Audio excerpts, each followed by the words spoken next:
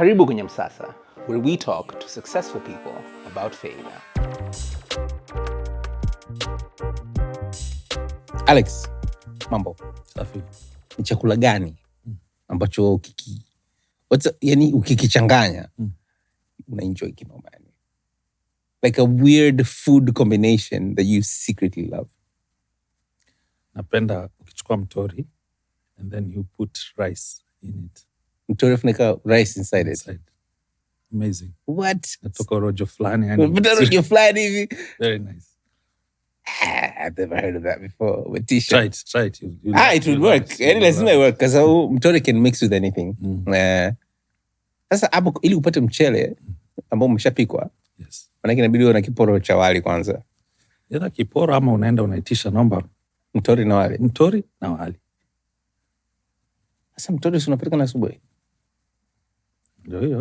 Wapi unaenda kula mtori na wali? Kuna sehemu moja inaitwa Desi. Not necessarily mtori, but they have some really nice chicken broth. Yeah. And it's thick. And then you mix it with rice. Yeah. Amazing. Yeah. Do you cook? Yeah. What do you like to cook? Everything. Yeah? Sana nyama. Yeah. Like barbecue, ama? Barbecue, yes. Okay. So sauces, not so much? It depends on what I'm doing. And it depends on what I'm doing. Sana ukitengeneza like beef ribs, you need to put the sauces and stuff. But mostly chumvi tu. Kama ni mbuzi, chumvi tu. Kama ni steak, SPG, salt, pepper, garlic. Yeah. Afu hizi vitu vingine sauces. Yeah. Do you do like barbecues like on a grill, or like oven, or? If I have a chance, I can grill every day. Unajua kuchoma nyama? If I have a chance. But kama sasa hivi circumstances hazinikubalishi because of where I live. Right. It's not so easy to set up. Right. But where I used to live a few years back, we had a balcony. So I could go home with meat every evening, and we do, and it's constant barbecue. But doesn't it take time? Ukishajua kuwasha mkaa na kuipatia barbecue dakika moja. Nice. That's very cool.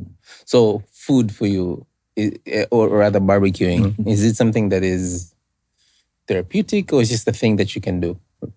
I guess what I'm trying to figure out is, after a long day, long week, or a long series of weeks, how do you unwind? After a long day, nile tu kupiga story na washikaji. Yani, we have a local place we go. Just sit and chat about anything and everything. And it's the same people over and over every day. Right. Saa ingine tukiwa na psych tunafanya zoezi alafu tuna proceed to the bar. Yeah. If I'm alone, I just look at TikTok, funny things just to relax the mind. That's usually how I wind down. Okay. Okay. You've been in TZ for like what, 12 years? 13 years? 13 years. 13 years. Yeah. Right. And since you came in, you've been in advertising? Yeah. I came in on a random, like I didn't know exactly what I was coming to do.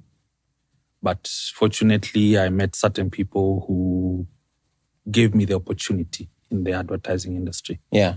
So, ndio maana nikapita nayo. Okay. So, okay, I want to understand. Uko Kenya. Ushamaliza chuo hapo? Si ndio? Ushamaliza chuo. Ushaanza kufanya kazi au bado kidogo? So, mimi nilimaliza chuo 2010. Okay. Nimesoma electronic and computer engineering. Na kawaida kwa course kama hizo, yani sio rahisi kupata. Yani there are very few places you can go in, and when you go, you don't actually practice. Yeah. So sikutafuta sana. I didn't just want to go for the sake of going to college. Nikaanza na kufuga kuku. Okay. Na nikafanikiwa to a good extent. Yeah. Lakini mdingi akasema, tuwezi kusomesha miaka hizo zote, graduate half kufuga kuku. Mdingi alikuwa mjui KFC nini? Ndio, yani si unajua saa ingine ideas zinatofautiana. Yeah. So nikapata kazi benki moja kule Kenya. As a what? as in the IT department. Okay. Inaendana na Inaendana, computer yeah. na Computer computer na nini, computer. umo. Nikaingia tu and niliforce mpaka nikapata hiyo nafasi because I lied to my folks that I've gotten a job. Sikuwa nimepata kazi. So ulikuwa unaamka asubuhi na naamka asubuhi najipa shughuli. Lakini uko kujikwaju na natafuta. So nikawaambia nimepata sehemu fulani because it was promising but I hadn't yet got the job. But eventually I got the job. Okay. For 3 months. So nikafanya pale hata sio kazi ni kama ka internship or something non-paying and just go and learn a few things and there. Na baada pale nikafanya hizo 3 months. They didn't like me because I was a bit different. I was ilikuwa kilokole sana. I mean ilikuwa kushoto. Sio kilokole sana. So hakuni extendia contract yangu. So nikatoka. I'd gotten some money kwa hiyo kazi. Kulikuwa na project ilikuja within the same organization. So they were paying per diem. Nikachukua hiyo project. Tukafanya. Per diem ilikuwa nzuri. So nilikuwa accumulate some money. I came out and I got... So after they didn't extend my contract, nikasema okay, fresh. Nikatoka. Again, Dingi akanisupport, akaniambia hii ni ofisi, hii ni meza, una computer, figure it out. So I got my very first gig ambayo ilikuwa website development. Nikatengeneza website. Hapo unafanya wapi, nyumbani? No, sio, Dingi amenipa ofisi. Ofisini kwa Mshua? Kwa Mshua. Sasa amenipa desk.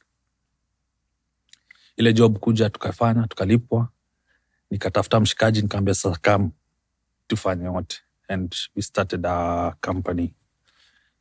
Ilikuwa inaitwa, bado inaitwa kwa sababu haijawahi went down, inaitwa Lithium Technologies. Na zilikuwa kazi zetu hizo. That's 2010 still. That's 2011. Okay. 2011. Sasa pale na kuku. Na kuku sasa unajua biashara kilimo ni yani you have to be there. Nilipoacha nikaanza hii kazi benki.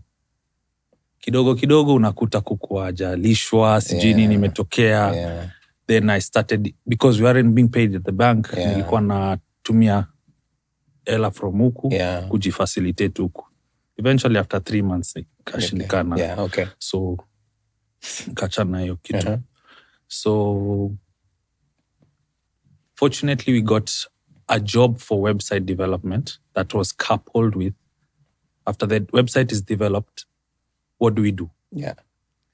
Nikaingia uko online, nikakuta kuna Google advertising, naanzia. Sasa hiyo Facebook ndo imeshika kidogo. Nikaandika ka strategy kwamba we'll develop the website and then we'll also push. Na ikalipa vizuri ile kazi. So ile essentially sasa ikatuweka vizuri. That's 2011. Lakini kuna shida moja na kupata haraka sana. When you're so young, unachanganikiwa yani. So unaona maisha ni rahisi. Maisha ni rahisi yani, you can make a lot of money very easily. So unaanza pia kwa wasteful, unaacha kuwa na mipango without guidance and what's not. Things don't go as planned. So by the time it was getting to 2012, yes, you're making money, but yani ukauliza next year what are you up to? Mambo ni yale yani. You understand? Yani sometimes vitu vinakuwa tu the same. You're not moving along yani. And if you compare to that huge growth and then a plateau, inakuwa kama... Was the huge growth influenced by one client or multiple? By one client. Okay, one particular client. One particular client. Okay. Ambayo alilipa hela nyingi. So ile mpaka ikatoka kiburi. Yani washikaji wangu, my classmates wanatafuta bado makazi kule. Me, I'm already driving car. I'm living on my own. Yani maisha yashaendelea. So ile got into my head. Na eventually by 2012, yani nikawa naona tu there's no mwelekeo yani. So in December 2012 nikaja for holiday in Tanzania. And that was not my first time, but that was the first time I came like on my own yani. Ile tu nimechoka na kumalizia mwaka acha niendea. Ulikuwa na washikaji huko?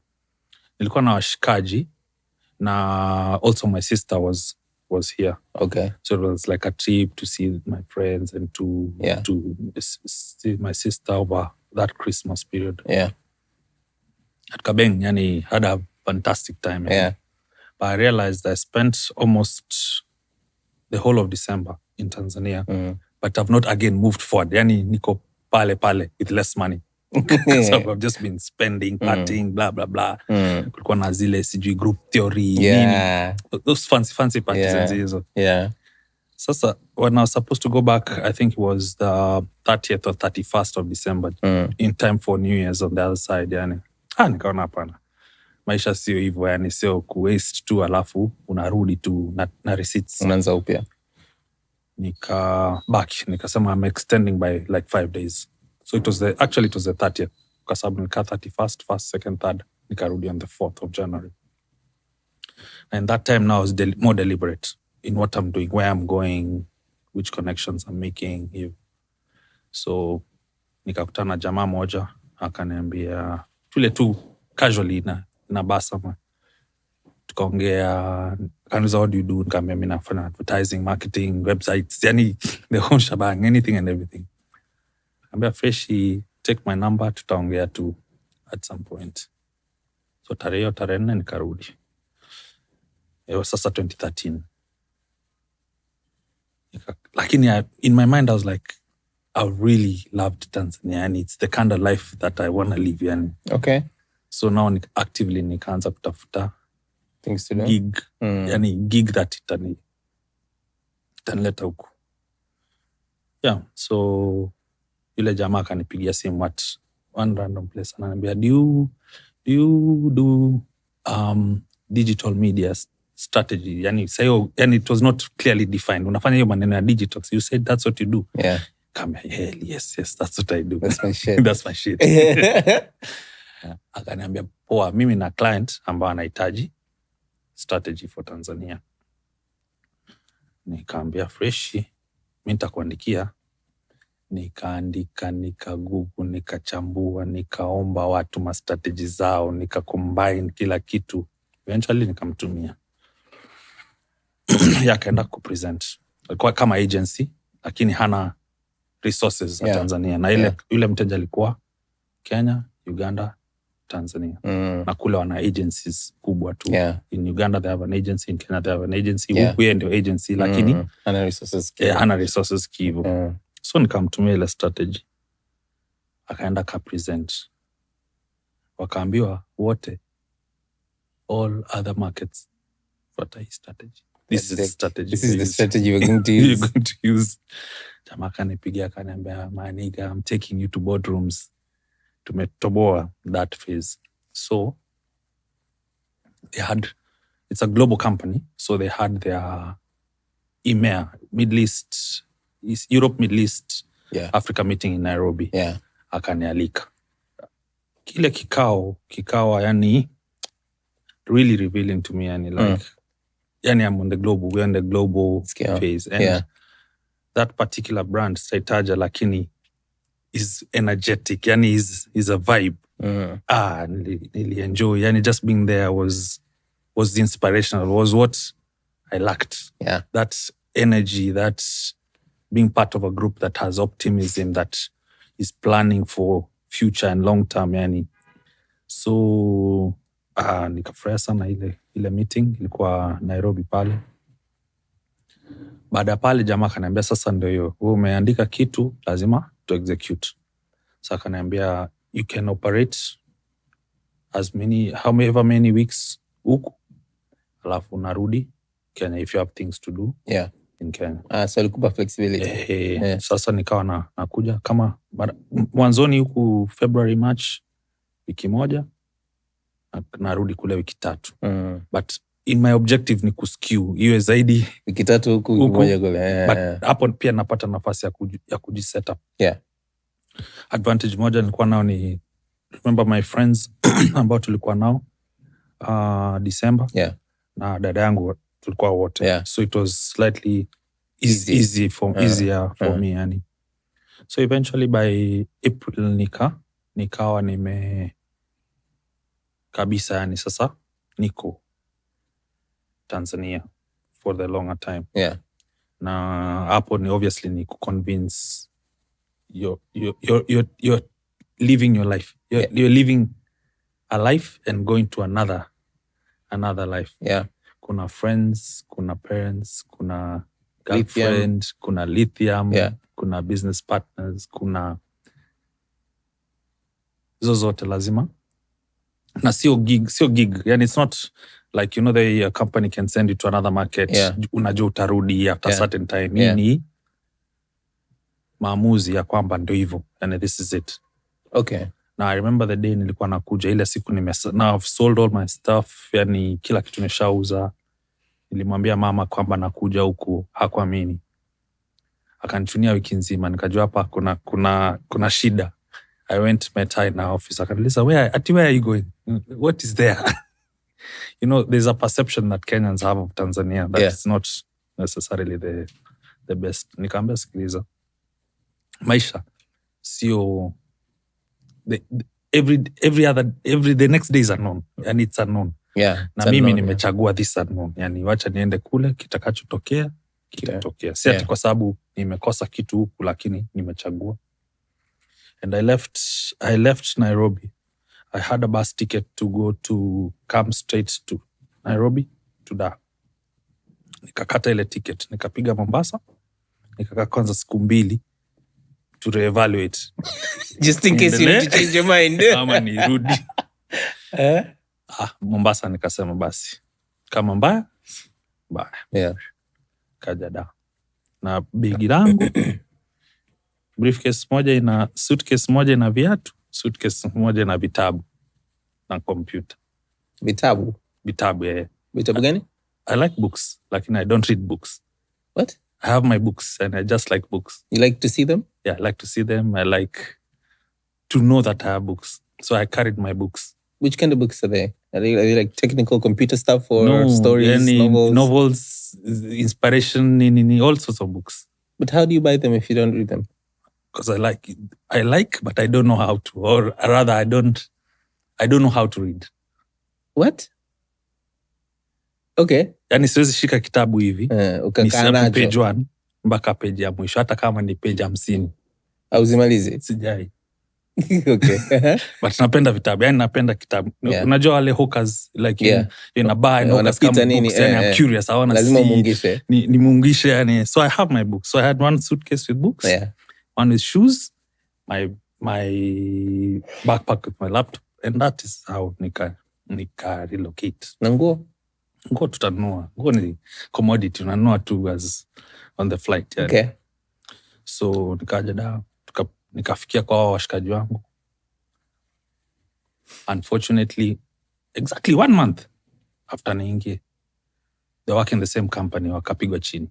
Exactly 1 month. And the house they were staying in, ambao wameni sublet a room, ilikuwa company paid.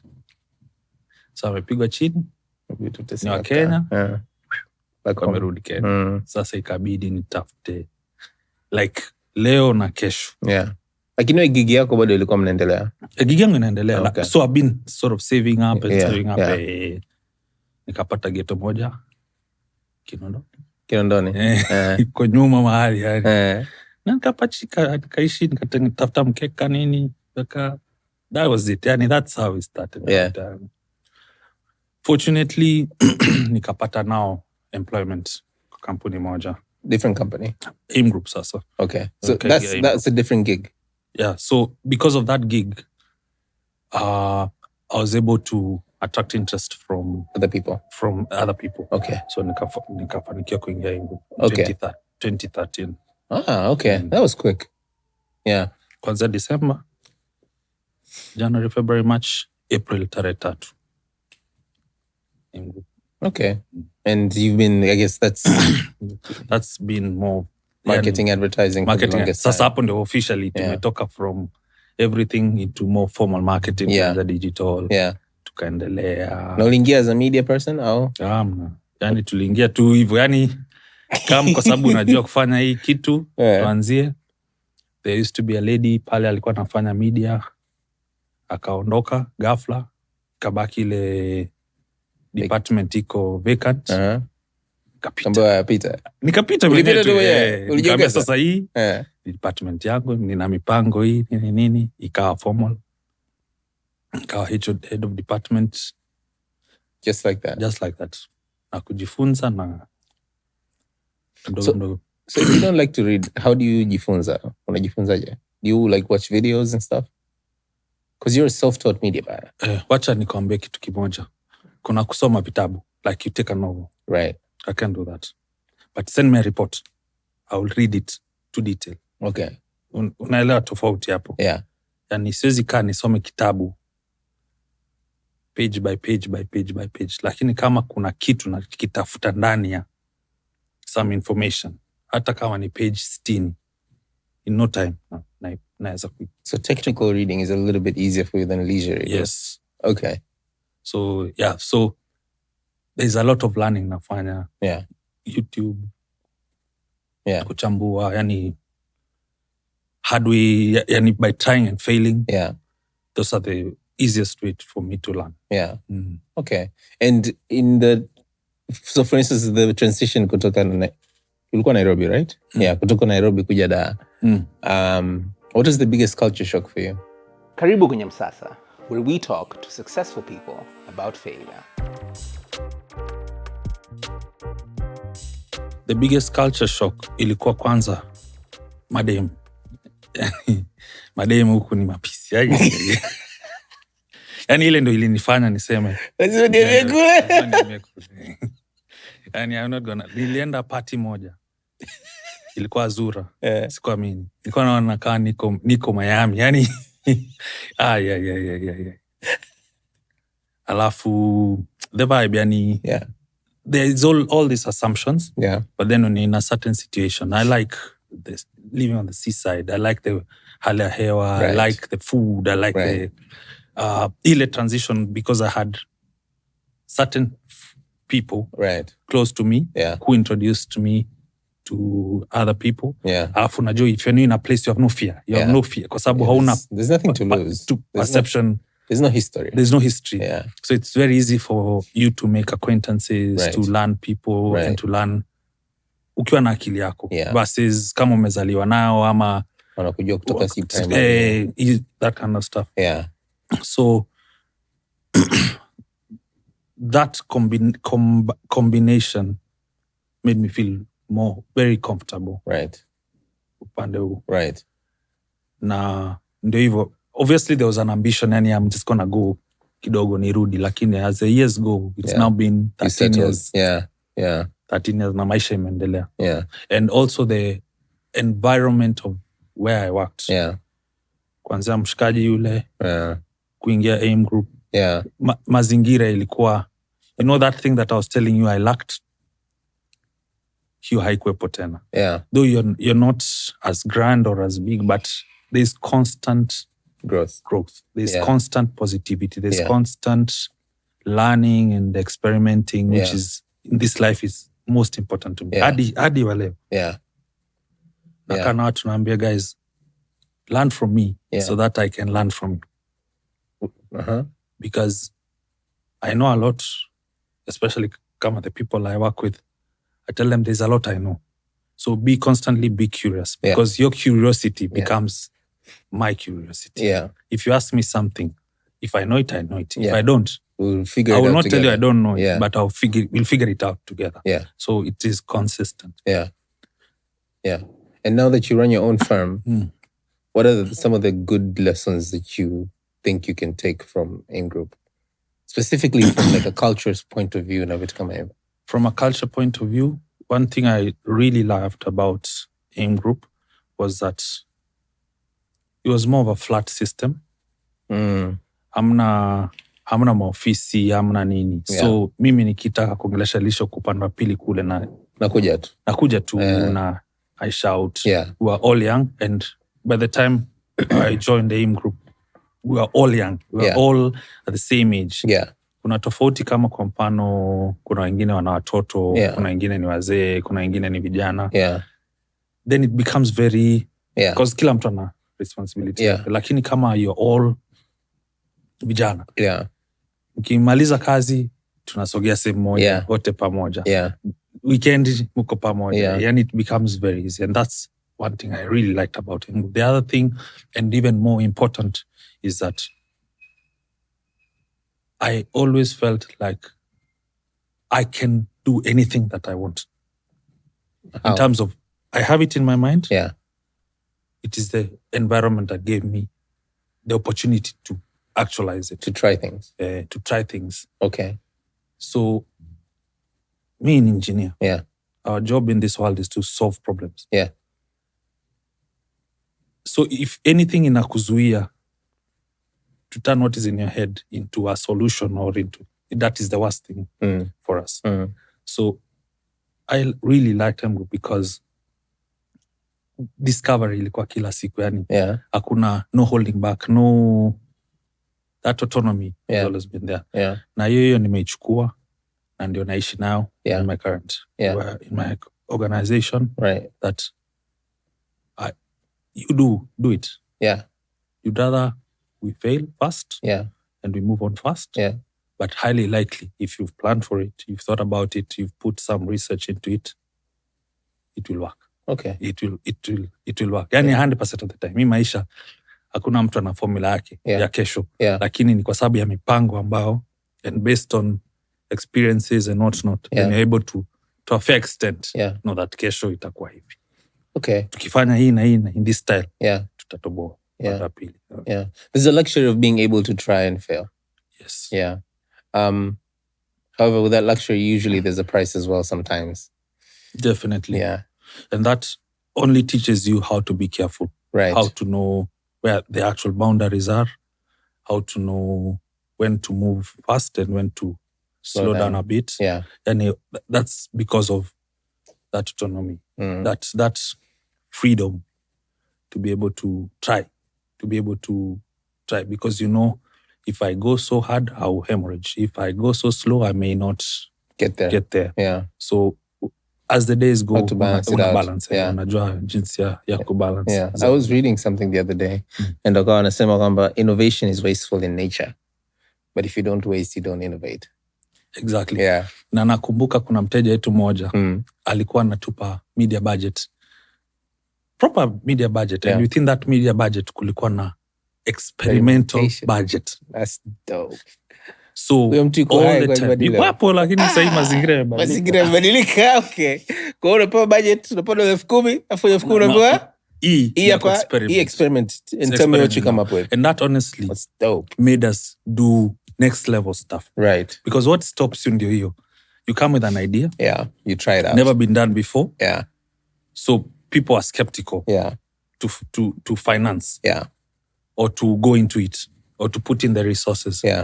And with that experimental budget, yani tulifanya vitu mbele, yani out of this world. And whose idea was it? Was it the agency's idea or the client's idea? It was the agency's, because budget ilikuwa kubwa. Okay. So tulikuwa unaweka huku nakuta bado, yani you can take some and put it in something that you think will work, but it's never been done. How big was the budget? Ilikuwa kubwa, acha tuseme. What's the range? Figure $6 kwa dola. Monthly? Kwa mwezi. Okay, what was the percentage for experimentation? How much risk were you taking? Ilikuwa kama $4,000. For experimentation. That's very, very cool. Na unajua those days 2012, 13, 14, 15 ndio digital ilikuwa inakaa. Digital ilikuwa ya moto. So and unlike now, mlikuwa kama unafanya digital ni wale watu wa digital wako pale. So kama una kitita kizuri tu na uko pale, hakuna mtu anakufuatilia na nini. There was so much opportunity to do amazing stuff. You could innovate a lot. And we did. We did quite some good stuff. What was the biggest fuck up you've ever done in a campaign? And it wasn't a fuck up, because you don't plan to do a fuck up. It happens. It just happens. It just happens. Yani. Kuna vitu viwili viliwaitokea. Kuna siku moja, kuna kitu inaitwa kwa media buying ya digital, kuna kitu inaitwa daily budget na lifetime budget. Okay. Unajua hiyo kitu. Okay. Sasa mimi natoaga ushauri. always work with lifetime budget. Okay. In your head, and the first thing you do is set your lifetime budget and set your lifetime. Yani, naanzia leo mpaka siku fulani. Now, ukikosea uweke lifetime budget, lakini umeiweka kwa daily, you know what will happen. Yeah. So ishatokea mara mbili kwa maisha yangu. Mara kwanza, nimepewa budget ya ku-experiment. It was just a trial. One company was trying our network. Yeah. Yani, it was trying our network. Na wakatupa pound 35 kutumia over the weekend. Yani over weekend, Friday, Saturday, Sunday. Yeah. If you do well, tunachia. It was a UK based company. Yeah. So mimi nimeseti kila kitu, mitambo zangu lakini sija tweak ile daily budget na lifetime budget. My lifetime was Friday, Saturday, Sunday. Na nikatoka ofisini. Nimeweka ile 35, lakini sijaweka lifetime, nimeweka daily. Na daily kwa ile platform ni midnight, ndio day inaanza. Yeah. So ukiweka saa 5 yeah. za usiku yeah. per day, saa 5 hadi saa 6, kwa sababu saa 6 is another day. Yeah. Nikaondoka. Fortunately, nilikuwa nimenunua iPad. Sasa nilikuwa na uwezo wa kuchungulia. Yeah. And I'm always curious. I'm always imewaka. Yeah. What are the results tunapata? So I went to a comedy show somewhere. Nikakaa. Sasa kabla comedy ianze nini, nika ingia niangalie. Nikakuta tunachezea pound 5,000 in the span of like 30 minutes. Kwa sababu najaribu kumaliza ile budget kabla ya midnight. Si umeambia daily? Yeah. But now I couldn't do anything on the tablet. It's a pale niku monitor tu. I had to leave the comedy show hata kabla yanze, kimbia ofisini, adjust. Fortunately hiyo tukaokoa. Kuna kipindi kingine sasa in Tanzania. Hivyo. Daily monthly budget imewekwa daily per day. Bro, ile ilipiga weekend. Budget ya mwezi mzima ndani ya weekend unakuja Jumatatu napata 0. What do you do after that? Ndio yani unaanza sasa kupanga how you utaprorate the next couple of months. Utakuwa unachukua kidogo unachangia ile. So you never told the client? No, we did. I affect matokeo? Ili affect. Kwa sababu ili affect, lakini ndio hiyo at that time digital hakuwa naangalia sana kama sasa hivi. But ndio hizo. So those are some of the Is there a lesson from there? Kuna ingine ilitokea. Na hii there's no we did one time we did a campaign ambao watu walikuwa nafaa kupiga kura kupitia WhatsApp. So tukafanya WhatsApp voting via WhatsApp. Okay. Na sasa hiyo WhatsApp hawakuwa wametoa API ama nini, yani tulikuwa tunatumia wa China, yani some back methods. Yeah. Sasa wameprint billboards zina namba ile ya piga kura kutuma kwenda WhatsApp. Kidogo ile WhatsApp namba imekuwa blocked. Na WhatsApp na iko kwa billboards. WhatsApp wameblock, yes. Na iko kwa billboard. Print billboard. Sasa hapo tunafanyaje? Tunatoa billboard, tunafanyaje? We had an account manager at Facebook direct. So WhatsApp had just been acquired by Facebook. Oh, so it's recent. No, kitambo hiyo 2014. Okay. It's a long time ago. Okay. Tukampigia yule account manager wetu, tukamwambia sikiliza, tunaweza kuongea na watu wa WhatsApp. Akatuambia wale watu 6 wa WhatsApp wanakuaga tu chumba moja. That time WhatsApp had only 6 employees. Na wako wote kwa kachumba fulani. That's why they didn't ever release it for such a long time, because they didn't have the capacity to do customer care and all those inquiries in case anything happened. Right. Akatuambia hiyo haiwezekani kurenew. So tukaweka another number, tukafungua ingine. Now they had to put a sticker on top of the billboards. Yeah. Sasa because tushaingia kwa radar ile hata ikimaliza hata 1 hour ikafungwa chini. So now the whole mechanic had to change kabisa to iwe vote kupitia website. Kwa sababu now you can't keep printing stickers to mtu print sticker ingine mkeka website too. So you again, it's a fuck up because we did underhand things. Yeah. Ikatu cost. But again, it was a lesson. It was a first at that particular time because it took whatever we were trying to achieve in the previous year. Walikuwa wanapata kama 10,000. Na hiyo mwaka wakapata milioni. Kwa bado.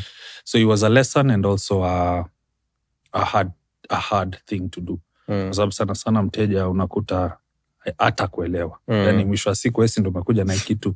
Yeah. Sasa unakujaje kuniambia tena doesn't work kama it's not gonna work as it's supposed to. Yeah. But anyway, yeah. So hizo ndio naona some of the lessons that we got. So Alex, in the space that you're in, right? You do performance marketing. Can you explain to me what exactly is performance marketing and the difference between it and other kinds of marketing? So it's actually performance media buying. Performance media buying, okay. Yeah. Ambayo, basically you put skin in the game.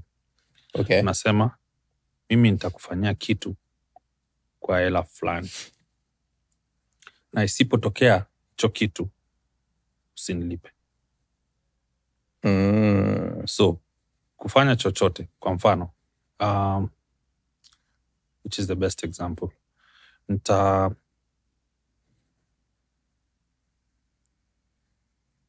Nitakujengea nyumba kwa milioni 100. Na isipokujengea nyumba usinilipe chochote. So I'll invest to get the house so that you can pay me. Ikifika katikati, my investment is a waste. Yeah. So it's essentially the same from a digital media point of view. Okay. Where you understand what the client ultimately wants.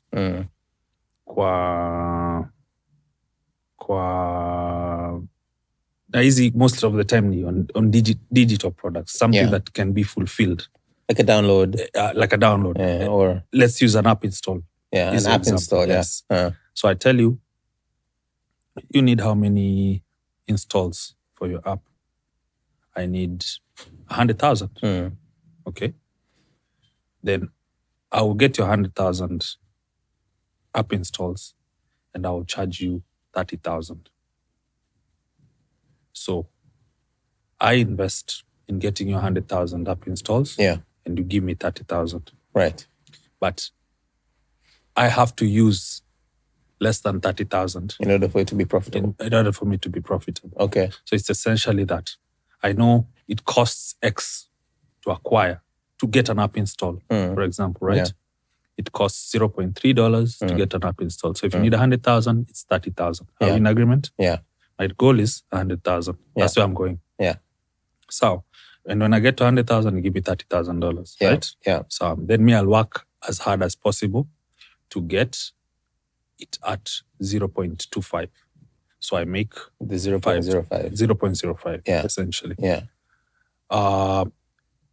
For that, definitely there are certain parameters that you need. For example, how did I get to 0.3 per download?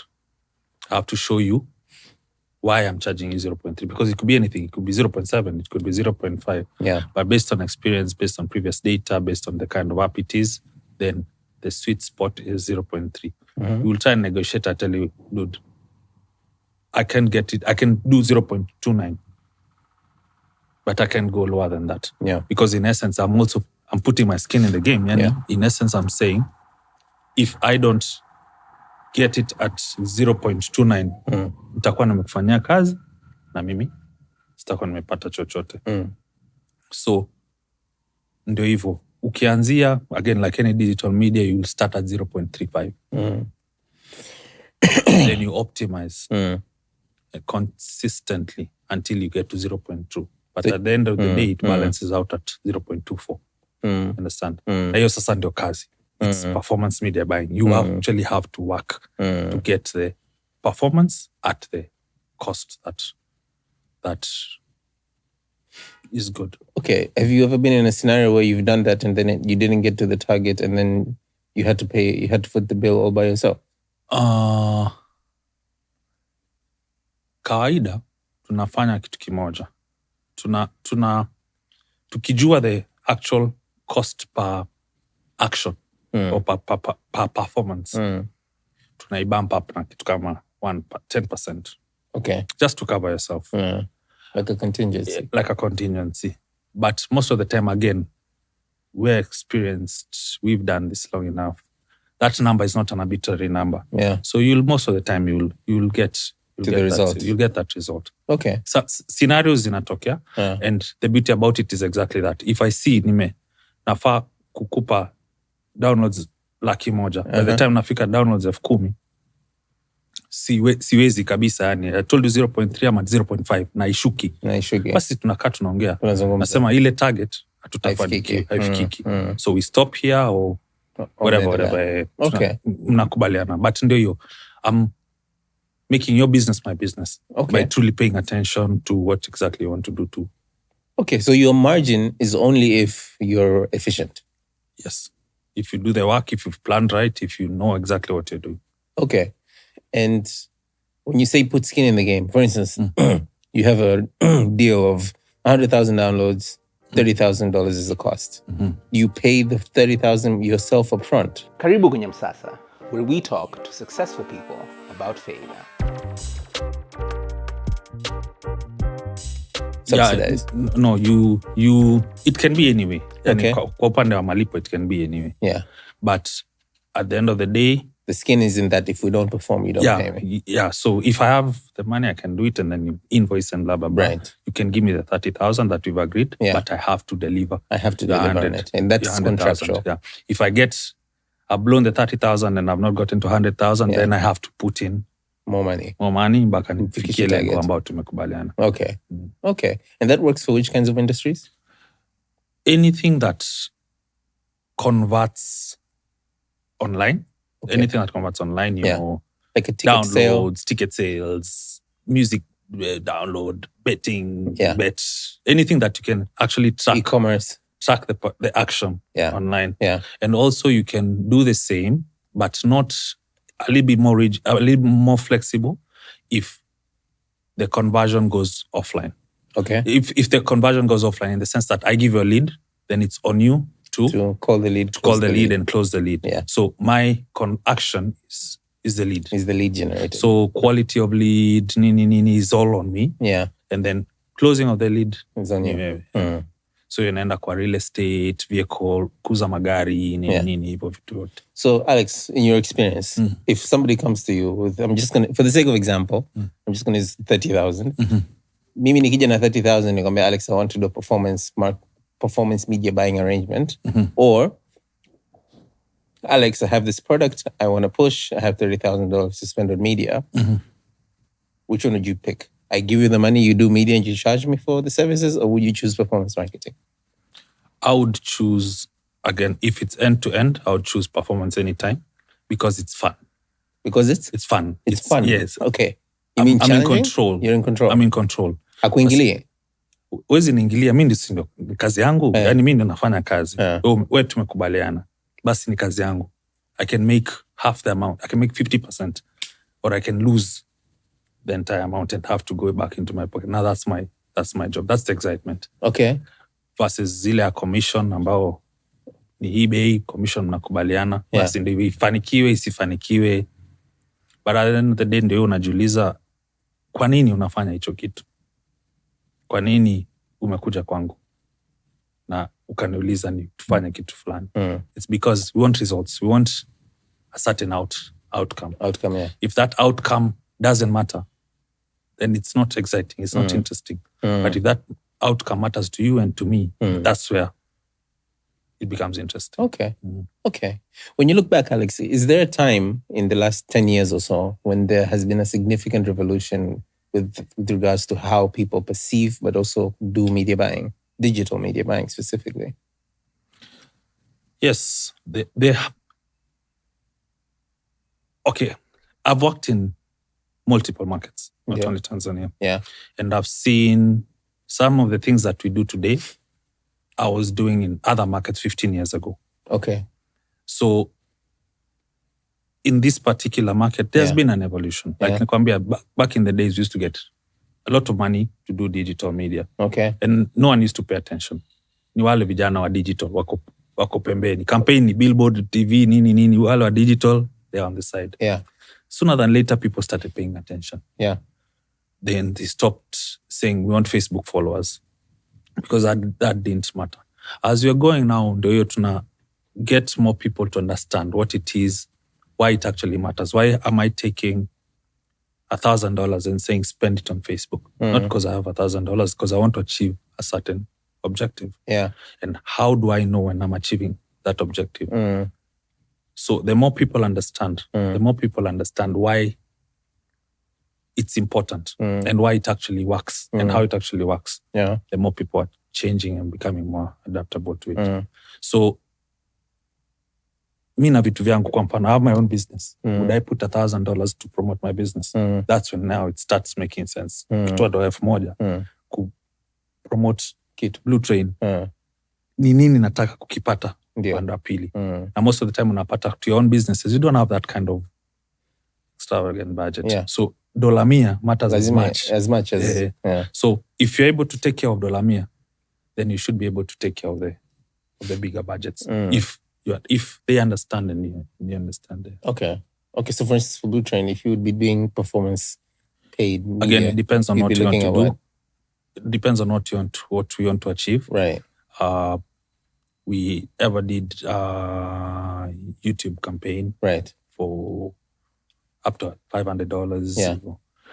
Kuna zingine tunasema just put the content, ipate some engagement and some views on Instagram, $100, $50. Yeah.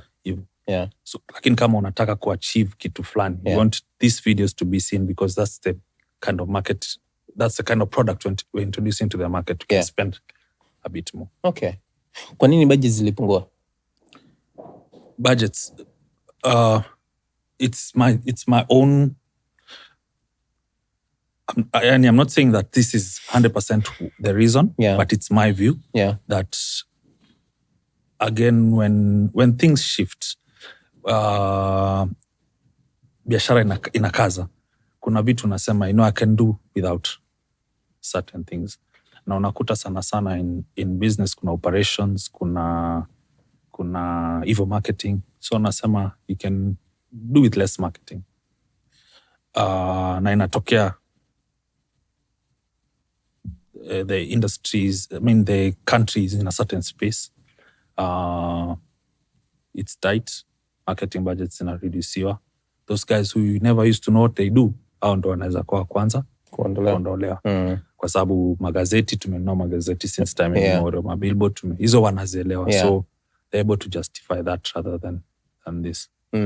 But again, with time things shift.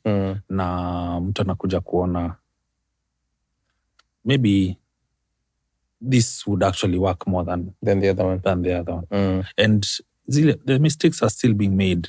I see some certain things being done in this town, this city. Najiuliza, what is the true thinking behind this? Ni nini kime influence the approach that is being used here? Because to me, and in my knowledge, I don't think it will work. Again, any digital product. Why would you go all out in putting billboards? Well, see, billboards is not a strategy. Right. But you are not doing any digital marketing, and then you're doing a lot of billboard marketing. Okay. It doesn't make sense. So the thinking would be what?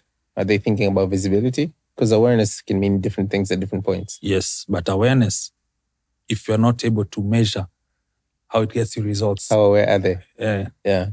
It's neither here nor there. Yeah. Yes, it works, but is that the ultimate goal? Yeah. Nijulikane. Ama mtu afanye kitu. That's just an example. Okay. Yeah. And how do you get clients?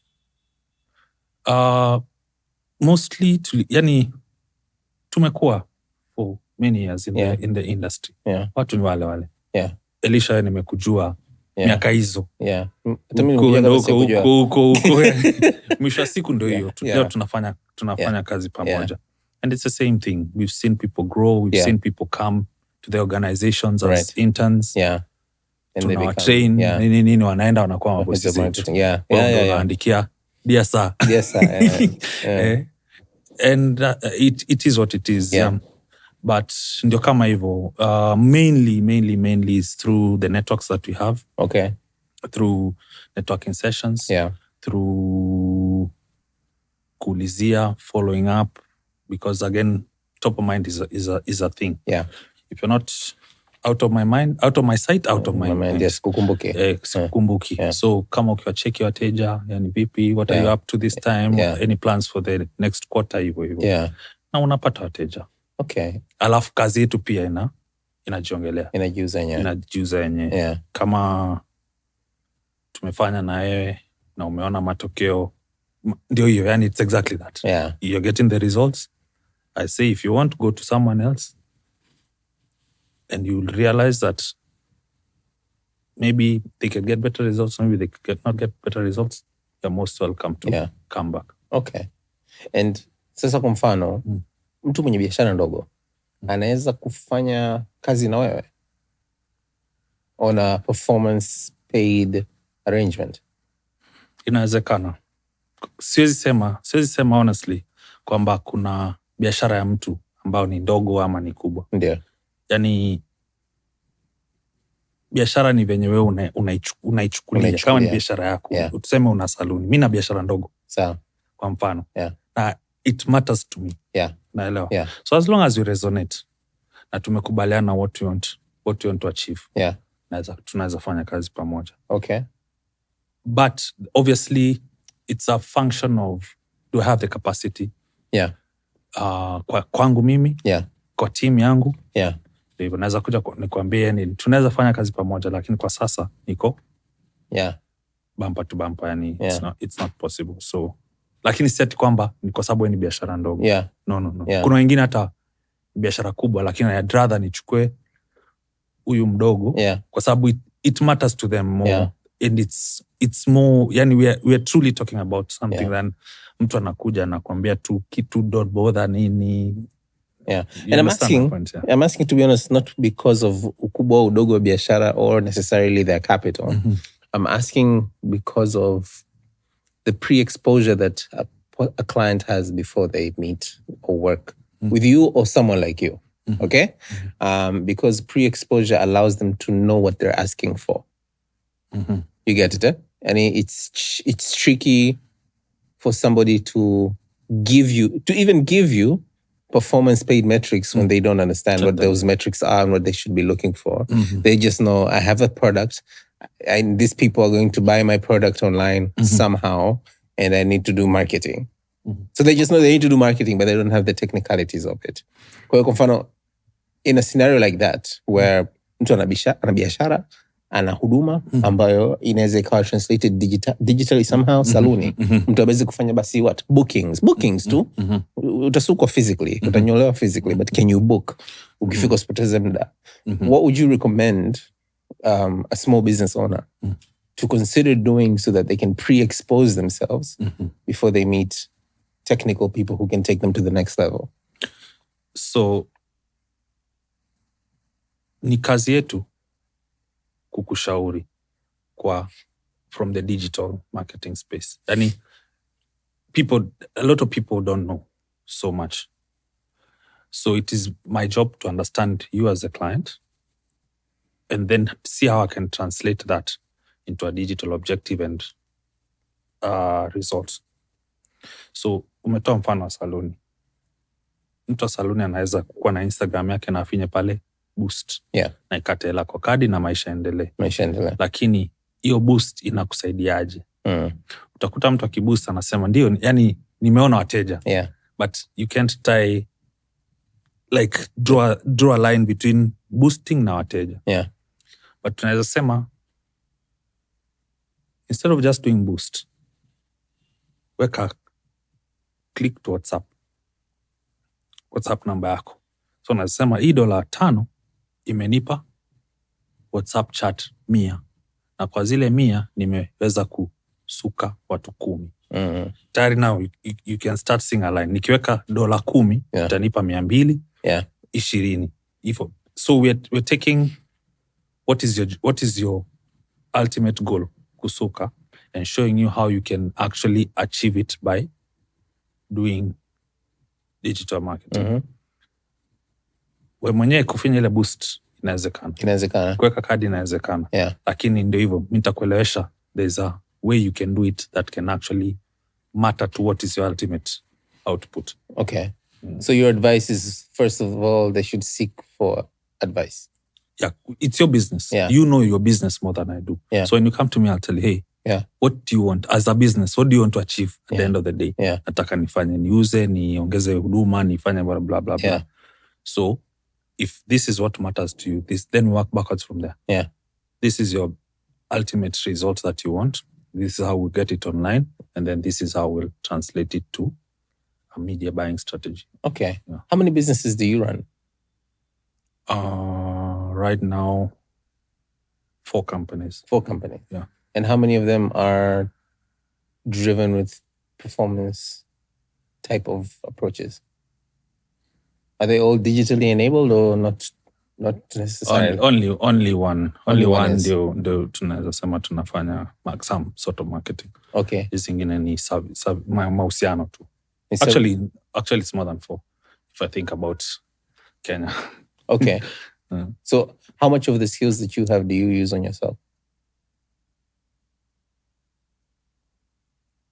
Yani all the time.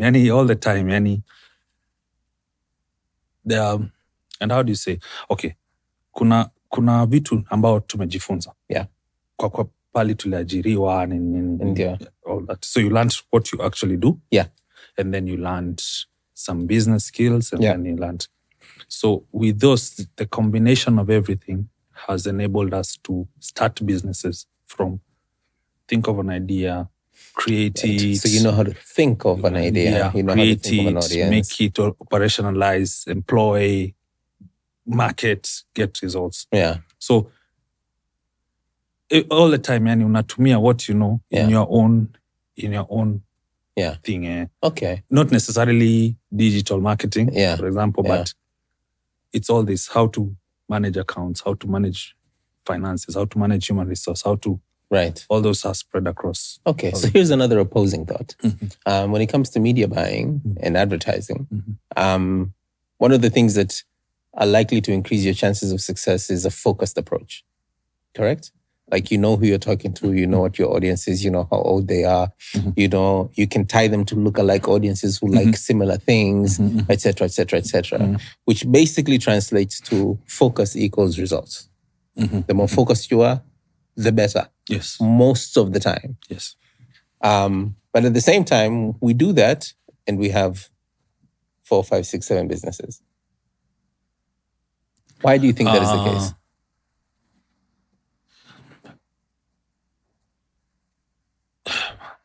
Okay.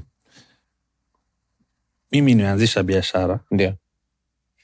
2 of the businesses that I have when I was in employment. Okay. So I already learned how to juggle and to have what you're actually doing day by day, but to be able to think of other things beside. And when we moved into now self-employment, when we got employed by ourselves, then you have your primary business. But there's also these other things that still need your strategy, your attention and whatnot. The most important is to create teams that can keep everything going. And then now you just do overall strategy, you do the top level management, etc. But again, bila teams, utoboi. So focus iko kwa kitu kimoja. Yani 8 to 5, if you want to call it that. But akili na strategy iko kwa kila kitu. Unahakikisha, ndio tunasema, do you know how to maintain teams? Do you know how to manage finance? Do you know how to innovate? Do you know how to do business development? Right. Lazima all these functions across the board ziwe zinafanyika. Right. Okay. Wewe unaweza kuwa employed to do a certain thing within your own organization, but in the rest you're strategic, you're overseeing, right, and getting the right people to execute. To execute. Okay. As someone who's been an entrepreneur basically straight out of college, and continuously throughout, what's the best advice you've ever gotten in relation to entrepreneurship? Yeah. 2 things. Number 1, every business can succeed. Every business can succeed if you want it to succeed. Kuna kitabu kimoja, one of my books. Hicho ulikisoma? Asikukisoma. Lakini ndio, it says every business is a growth business. Yeah. Na mimi nimetranslate to hiyo. Okay. Every business will work. Yani will work. Kama umeifikiria na ukaeka in place, it will work. And it's harder for it to fail than for it to work. If you're actually thinking about it, planning, organizing and what's not. And then the second thing, so hiyo ni akili kama unafikiria kufanya kitu chochote. The second thing is you need to create systems. Systems are what make every business a growth business. Mimi leo nikidondoka hapa, kazi itaendelea wote. The only thing that may need is what I put as my input strategically from an investment point of view, etc. But work will continue. And I believe work will continue because systems zilizopo zinakubali kazi iendelee. People will not go home. It's sio kama ile duka mwenye kuuza duka mangi akidondoka ndio basi. Now that's what you work towards building. Yeah. Systematizing everything. You know, on Monday, this is what's supposed to happen. If I'm not there, for one reason or another, everything goes. Nikatoka leo niende Kenya miezi 3. Hakuna kitu kinasimama. Kwa sababu watu hapo wanaelewa kazi zao, wanaelewa what space they play, and they understand what they're actually doing. Okay. So systematize and believe that every business will succeed. That's been your secret? Not a secret. It's been a your reality. formula. Yeah, that's my formula. Okay. My reality. Yeah. Have you ever had a failed business? Many failed businesses. Okay. Nyingi. Okay. Could you share one that was the least likely to fail, maybe, but it did anyway?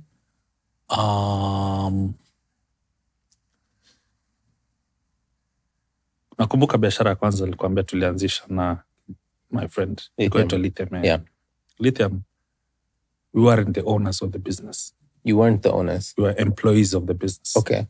Because when we were starting, we didn't have any like capital. So some people gave us capital. So in essence, that they shareholders. Yeah. And at some point, one of the problems that we faced was, now we've turned your capital into a lot of money. Yeah. But we have no equity. Stake. We have no equity. Yeah. Naelewa. Yeah. Na pale tukaanza kwa na certain cracks. Okay. Certain cracks. Na hizo cracks zikaishia kufanya we fell out. The partners, the initial investors, we just fell out. Na ile biashara ikaanguka.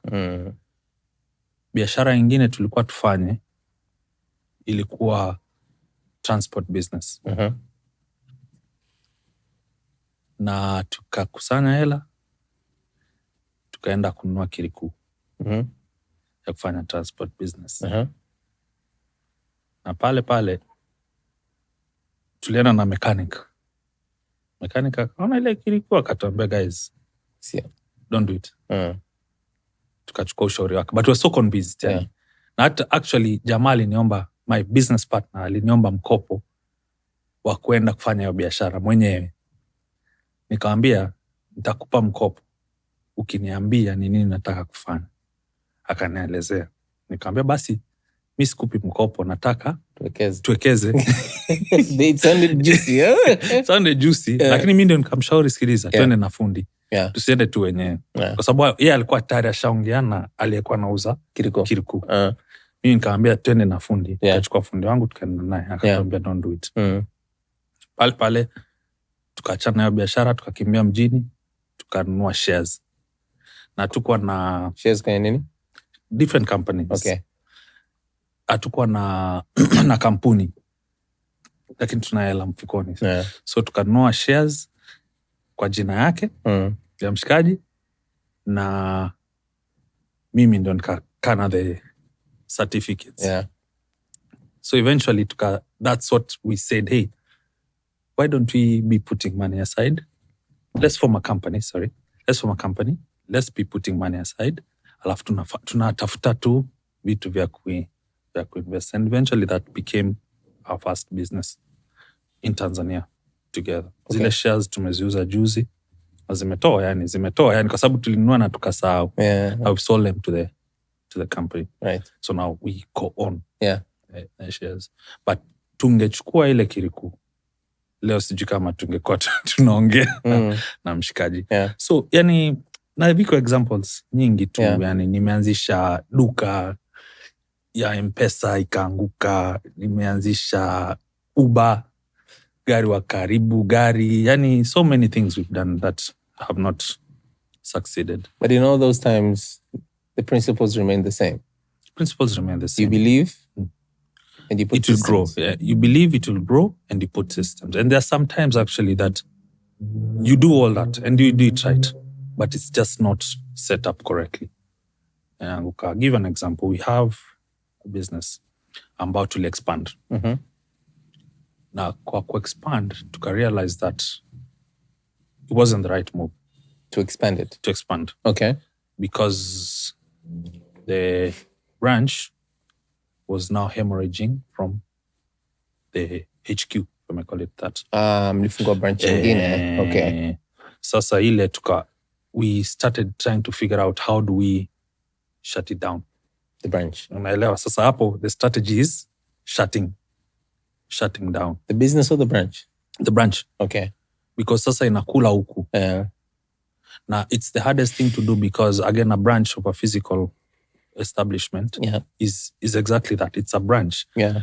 It's something visual, something people, you have customers, people coming in and whatnot. Now you have to shut it down.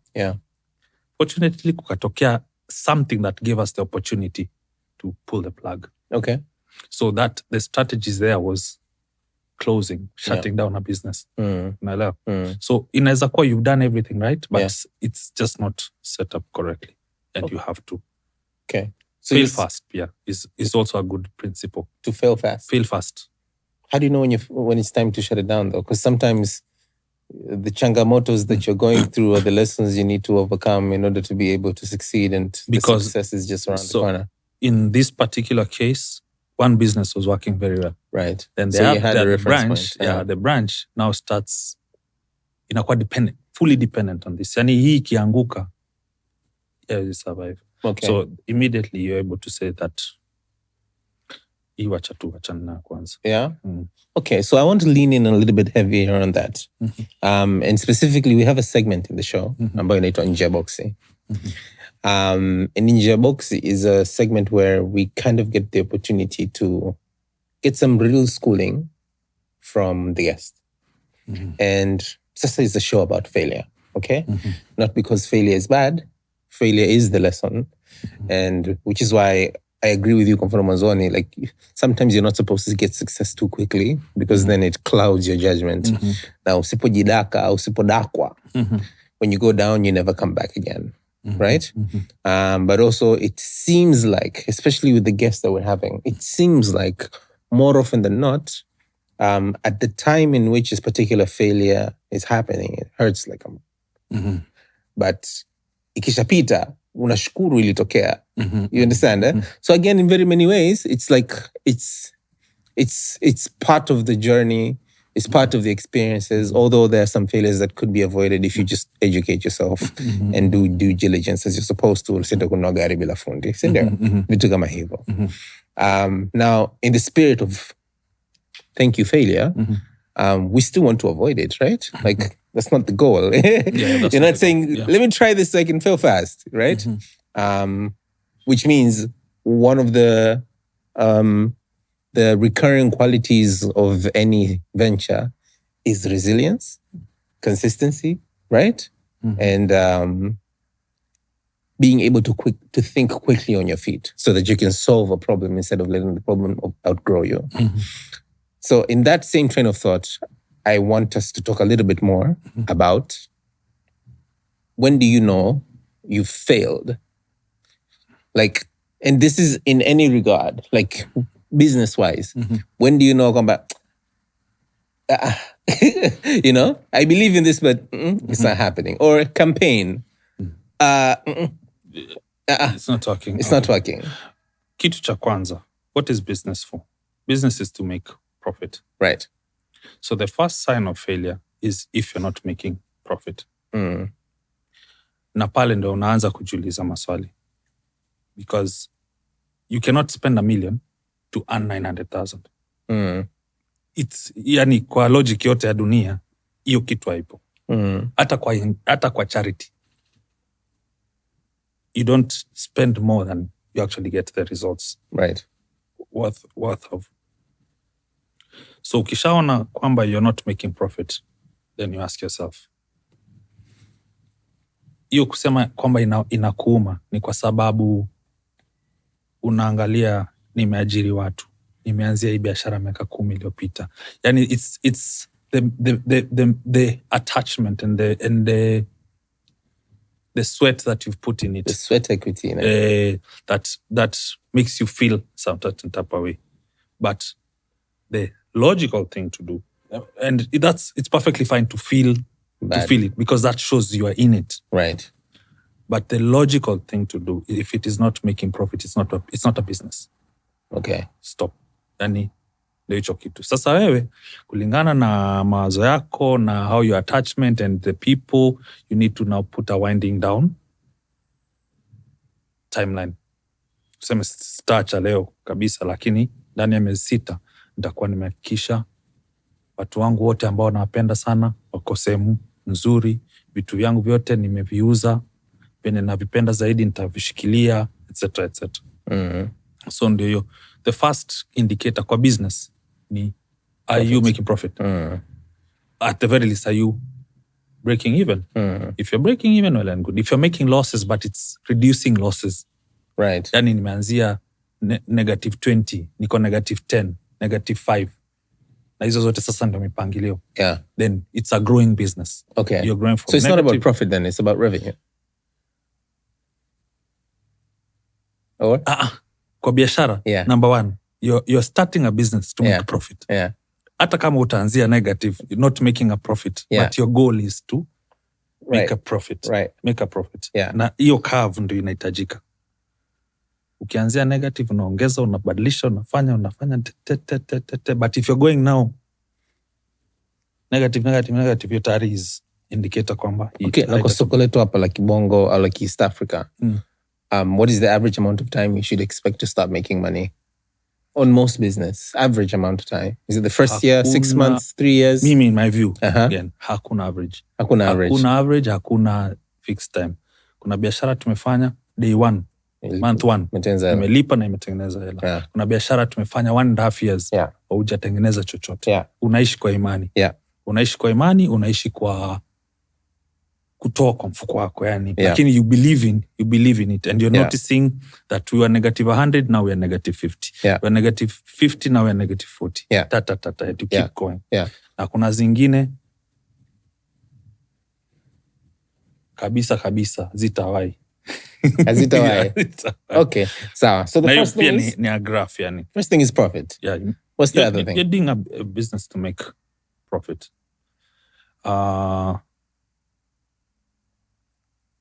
The other thing is now your passion. Do you really want it yani? Kwa mfano, mimi nimeajiriwa. sawa, niko sehemu napata mshahara wangu nifungue duka ama saluni ama supermarket, whatever it is. Do I really, yani, because I have an 8 to 5, after 5, am I going to my business? Ama ndio ile, leo umetengeneza shilingi ngapi? Okay, nitumie kwa M-Pesa. Unaelewa? You must want to succeed. You must put thought into the business. You must dedicate time into whatever you're doing for you to succeed. And you asked, not only in business, even in a campaign, for example, you need to put time. I will not just put media today and come back after a month kutoa report. Ni tumepata leads ngapi jana? Na leo mbona kuna changes? What did you do right? What did you do wrong? So you must put time, you must put thought, you must research hiyo vitu vyote kwa chochote unachokifanya. Bila hiyo ni key ingredient number 1 ya kuanguka kwa biashara ama kwa chochote. Kuna kipindi nilifanya pia biashara ya kilimo. Tulikuwa nalima matikiti sehemu fulani huko. Na the first season, kwa sababu nalima na season, tulikuwa kila weekend naenda kilomita kama 45 and back. Every weekend. Baada ya msimu wa kwanza tukapata faida, ingawa kwa kubwa, lakini kulikuwa na faida. Ikabadilika ikawa every 2 weeks. Okay. Sasa mshakuwa comfortable. Msimu wa pili, ile msimu tulipata loss.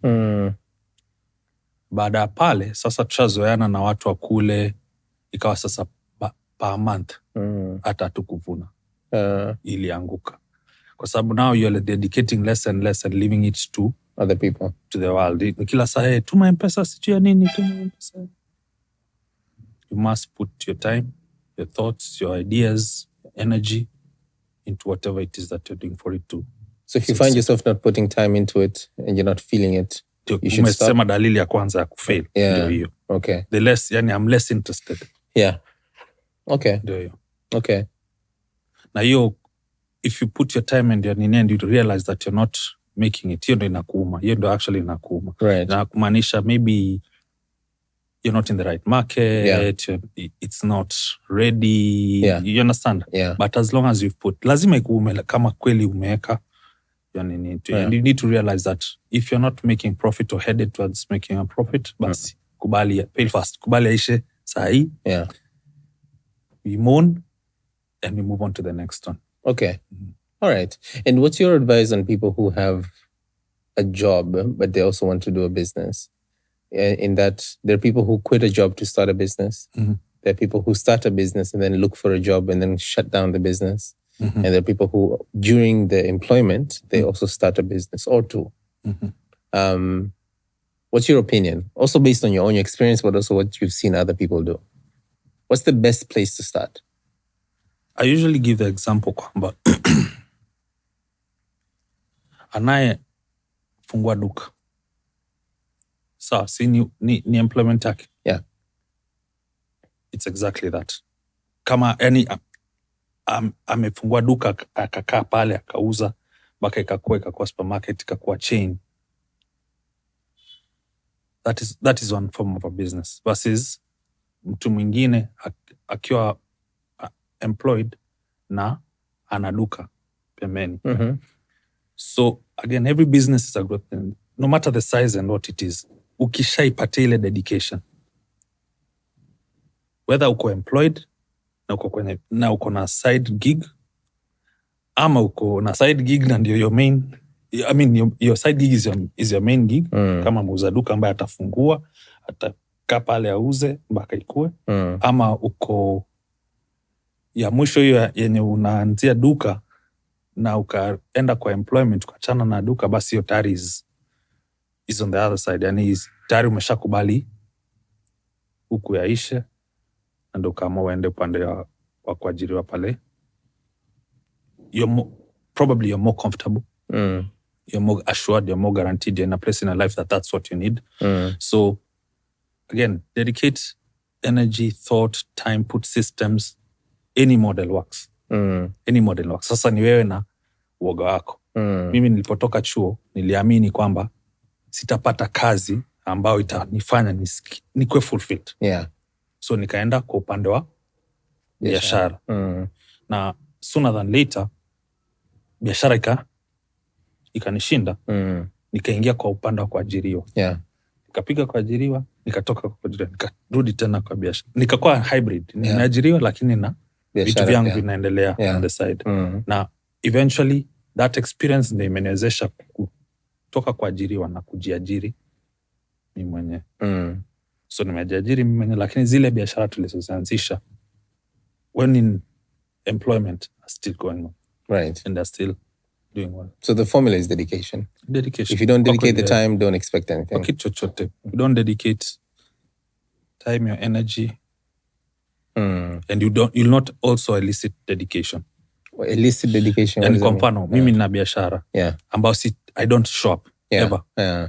How will the person who is supposed to be doing that business for me be motivated? Right.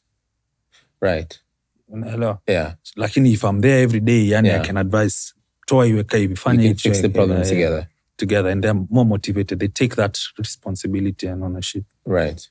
Okay. Alex. Thank you.